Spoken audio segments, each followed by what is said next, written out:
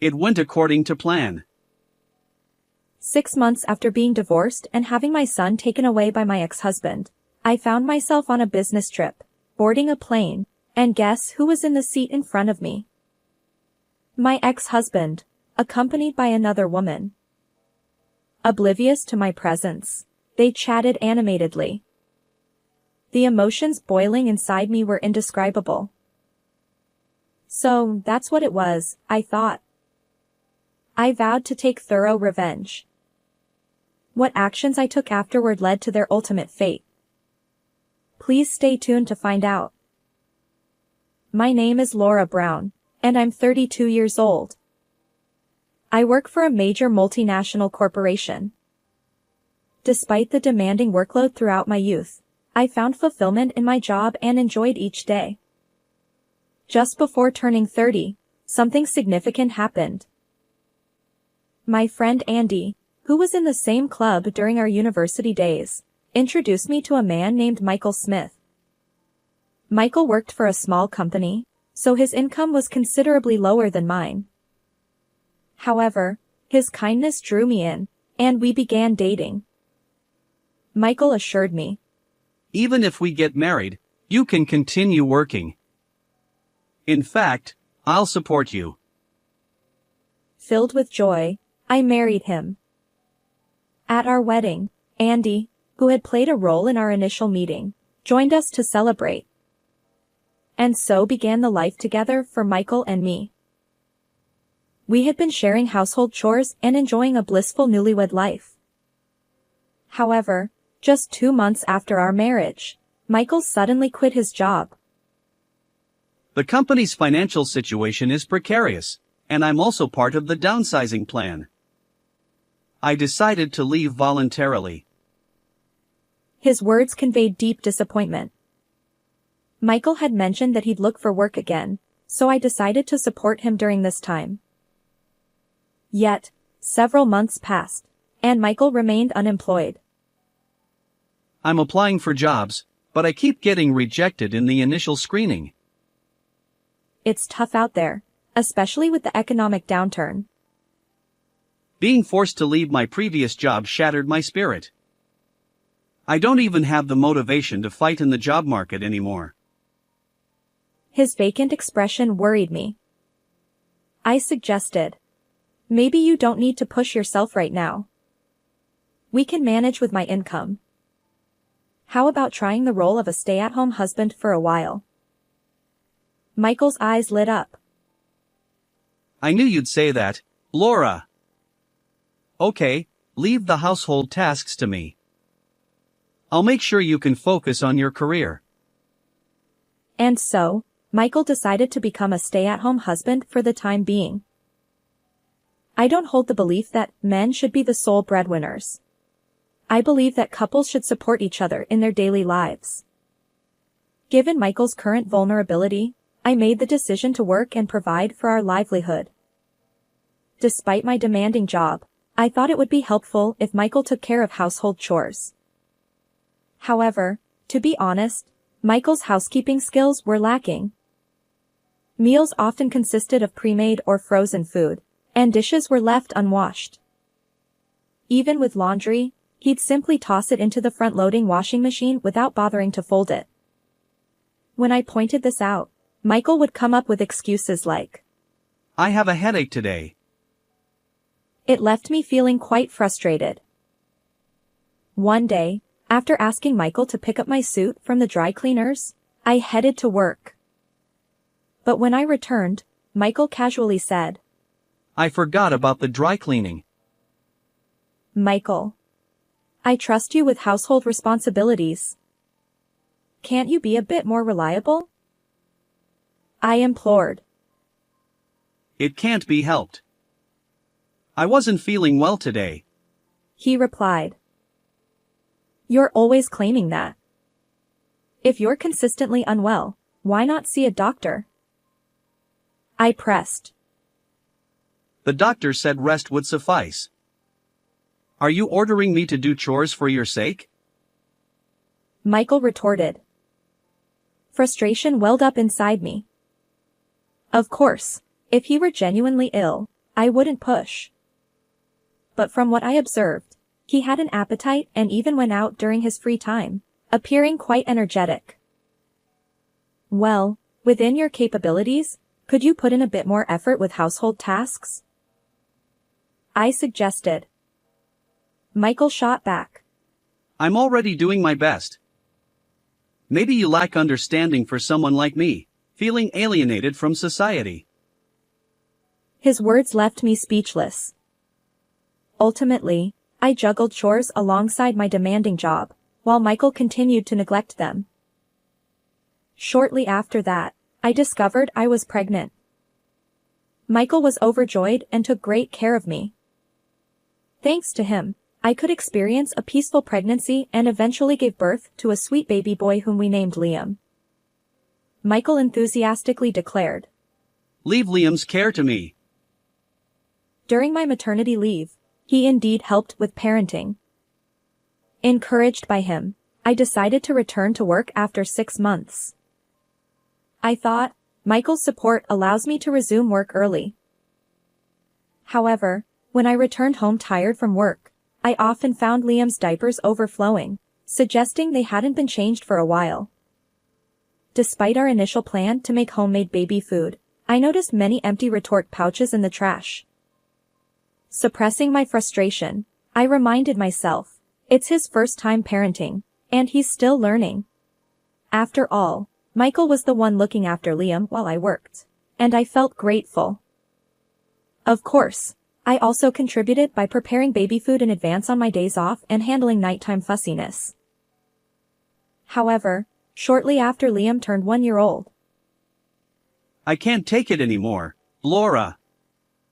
Let's get a divorce. I want custody of Liam. What? Why all of a sudden? Michael not only brought up divorce out of the blue but also took Liam to his parents' house without my consent. I tried discussing it with him multiple times, but he refused to engage. As a result, we went through mediation, but Michael remained adamant about divorce. To make matters worse, during the mediation hearing, he read aloud from his diary. I've worked hard at housekeeping and parenting, yet my efforts are criticized daily. He even demanded compensation for emotional distress. Of course, I contested his claims, leading to a tangled legal battle that eventually reached the courtroom. There, Michael boldly asserted, I've been a stay-at-home dad, primarily responsible for parenting. I've secured employment, and our son is attached to me. It's only fitting that I raise him. Furthermore, he denigrated me, claiming I neglected our child due to work and insinuating that I was an unfit mother. The jury seemed sympathetic toward Michael, viewing me as a neglectful wife prioritizing work over family. In the end, I lost the court case, and Michael and I divorced. I had to pay him $10,000 in compensation and a monthly child support of $1,250. Although we agreed that I could visit Liam once a month after the divorce, that promise was not upheld. Michael ignored my attempts to contact him, leaving me in the dark about how our son was doing. Despite feeling empty inside, I focused on work to ensure Liam didn't suffer any inconvenience. 6 months after my divorce from Michael, I found myself on a business trip, seated on an airplane. As I worked on my laptop, I suddenly recognized a familiar voice. To my surprise, Michael was sitting in the row ahead, engaged in lively conversation with a woman. Oblivious to my presence, they chatted. Our plan worked perfectly. Thanks to my ex-wife's financial support, we're never short on money. Yeah, thanks to the ex-wife ATM, we can afford this trip today too. Hearing it all, anger surged within me. So that's what it was. I'll never forgive them. Determined, I discreetly left the plane and immediately contacted someone. From that moment, I prepared for thorough revenge. 1 month after overhearing Michael's conversation on the plane, I found myself in a restaurant. Bursting into a private room, I discovered Michael and the woman enjoying a meal together. What the? Laura, why are you here? Although he seemed surprised, I sat silently before them. What's going on? Did you follow me? Ignoring his raised eyebrows, I checked my watch. It's 8 p.m. now, right? Where's Liam? Well. Today, my mom happened to take care of him. Coincidentally, huh? I pulled out my phone, and as I operated it, audio began playing. By the way, divorcing a wealthy wife and getting alimony and child support. Pretty clever, right? If you use your brain, it's easy. Since my son is being raised by my mom, I get money without any hassle. Their crude laughter followed. Michael paled. What is this? Remember when I accidentally sat behind you on the plane? I recorded the rest of that conversation, I calmly replied. Speaking of which, Michael, you've left Liam in your mom's care, haven't you? Michael's family consists of just his elderly mother. He's been leaving Liam with her. What's wrong with getting help from my mom after the divorce? Mom is happy to take care of her grandchild. Is that so? At that moment, I showed them my phone screen. There, my distressed ex-mother-in-law appeared, tearfully explaining how challenging it was for her to raise Liam alone despite her age. She had even heard from her son that I had abandoned Liam. I thought I could handle it, but living on a pension is tough, and I'm at my limit. You spun lies to your mom, portraying me as the villain. Then you exploited her sympathy to avoid paying for Liam's upbringing, didn't you? Michael stammered, unable to respond. You claimed in court that you'd raise him properly, but it was all a big lie. I replied firmly. There, as if losing patience, the woman Michael was with raised her voice. What's your deal? Why are you here? Don't interfere. And what about you? What's your name? What's your relationship with him? I'm Sophia Williams, just a coworker. Oh, a mere coworker, yet you're on a trip together? Before Sophia could respond, Michael spoke up. Sophia and I are dating. But since we're divorced, you have no right to meddle. Then what's the meaning of this conversation?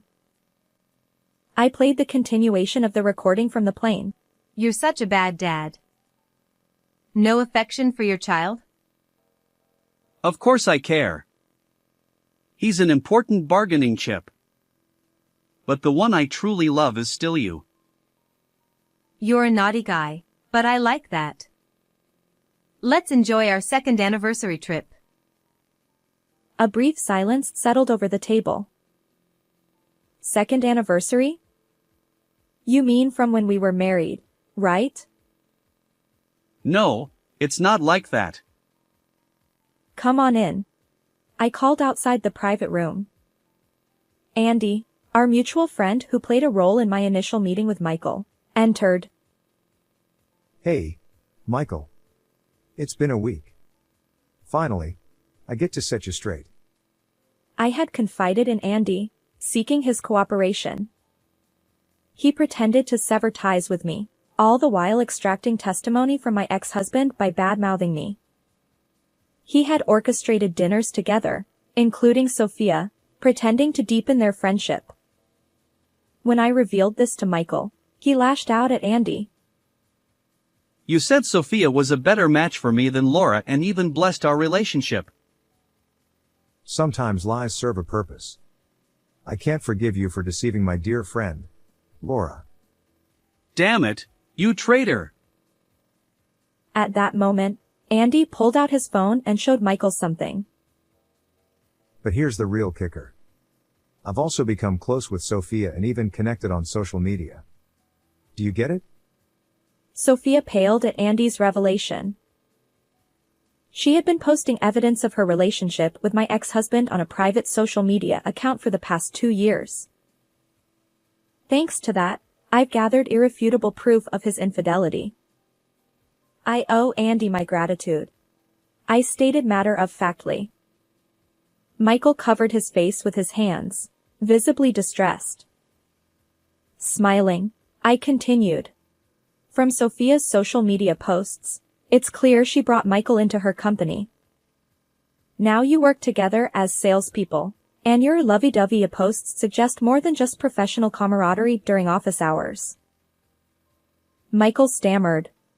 Well, what's wrong with working together? I replied firmly. Being lovey-dovey is fine, but sneaking off to a hotel during work hours is unacceptable. It turned out that Sophia had falsely claimed business trips while secretly meeting Michael at hotels, all documented on social media. Michael's face turned pale. Just pretend you didn't see that. Too bad. Right before coming here, I emailed the evidence to your company's representative. I'm curious to see what they'll say tomorrow. As I said this with a smile, Michael and Sophia began to panic, their heated argument escalating. It was almost entertaining to watch. Are you trying to ruin us? I turned serious. I'll never forgive you for scheming with your affair partner, taking Liam away, and using me as an ATM. We'll go through court or whatever it takes to get my son back. Wait. And I'll return the alimony you received. Be prepared. I'll also claim compensation for both of you and your affair partner. With that final declaration, Michael slumped, defeated. Leaving him and a panicked Sophia behind, I walked away with Andy. Afterward, I formally requested that Michael relinquish custody of our son. Perhaps realizing he had no chance in court, he agreed to transfer custody. Additionally, I managed to reclaim the alimony I had paid. As for Michael and Sophia, their workplace affair was exposed, leading to their dismissal. However, I showed no mercy, demanding $16,000 each in compensation for their infidelity. Michael lost his relationship with his mother as well and ended up burdened with debt alongside Sophia. Their relationship soured due to the financial strain. Currently, Michael lives alone in a run-down apartment, working tirelessly to repay debts and provide child support. His life appears quite challenging, but I feel no sympathy. On the other hand, I've regained custody of my son and am raising him with the help of my family. Despite my busy job, I'm committed to parenting. My 2-year-old son is a mama's boy, and he's utterly adorable. I've vowed never to let go of him again. How did you find this story? If you enjoyed it, consider subscribing to our channel. Until next time.